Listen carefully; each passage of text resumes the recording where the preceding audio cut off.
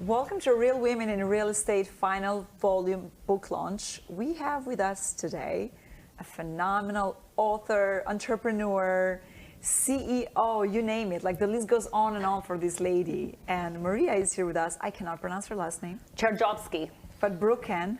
Maria Cherjovsky. And being the European, you'd assume that I would be able to pronounce it, but I don't. Maria, welcome to the launch. Thank you so much for having me. Yes, I mean, this studio looks familiar, right? You've been here before. It does, yes. Not my first tour. Yes, but this is the first time we get to hang out, yes, the three of us here as ladies. Absolutely. Talking about real estate and me eating hair all over the face. So, tell us what led you into this beautiful world of real estate that everybody talks about.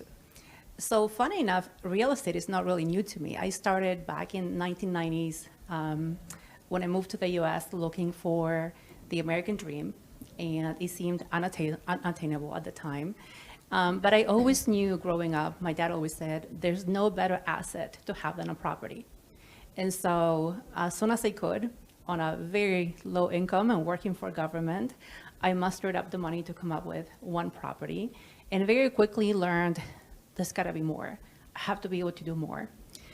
So I did a career in government and academia for a very long time. And yes, the dream of a pension and investment was always there, but not really realistic the way real estate can. And so I very quickly learned I needed to work with my equity. I needed to find ways to finance more properties. And in the Orlando market, it is always a hot market.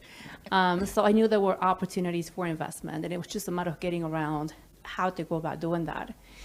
And then I took a hiatus for a while until a few years ago when I realized I'm not getting any younger. I have 2 kids who I certainly want to inspire and leave a legacy. And I do a lot for the community already, but I had to believe in myself. And so 2018, I jumped careers. And in that mix, I made sure to get back into real estate. I love it.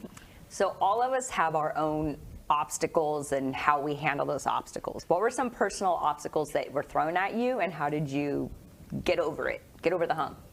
I think the biggest obstacle is always the finances. That's what we all talk about. So working on HUD homes and auctions and utilizing the equity that was building on my property, that really helped on the financial side. But I think above that or beyond that, the real hurdle was my mindset. I had been skipped for promotions before. I was always the young Hispanic female, and I thought I had reached the top of how far I could go. In 2018, that's when I said, you know what, I am taking a leap of faith, believing in myself. I know that I can do better, and I did. I've done very well for myself. Now have been CEO 6 times, started companies, helped a lot of different communities and nonprofits, go-to-market strategies for small businesses and incubators, and I really found my niche. Well, what I realized is that that niche applies equally in real estate. And you mentioned Hispanic, but you have this European last name. You're confusing everybody in the world right now. I know, and I love it. The story, but I know the story. That's why I get to brag about it. And you and I met. You told me all your story, and we connected because there is Argentina in there, and there is so much more that goes into it. And I cannot wait for you guys to read the chapter. But tell these women and men out there that are listening to you, what advice do you have for them? Don't let your mindset play games with you. Real estate really is one more business. So if you know how to run a business, you have been around business, you work for somebody else, every business needs the same things: resources, tools, people, strategy, and processes. So as long as you think about it from that perspective, you can take what you have learned and apply it in different markets. Real estate is no different. So one of the biggest pushes that I got was literally a year ago this week.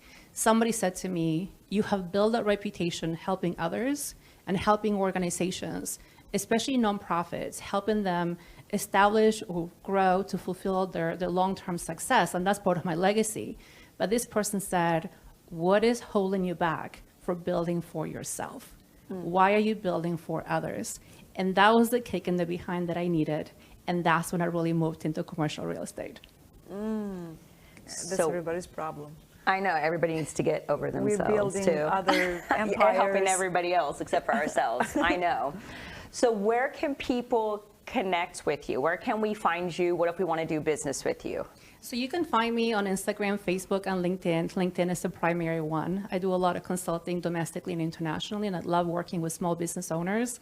So I have my hand on a few different things at any given time, but I love the creativity, the growth, and the learning that comes, and the opportunities from collaborating with other people. One of the biggest lessons from my journey in real estate and in business in general is that it is it's a team sport.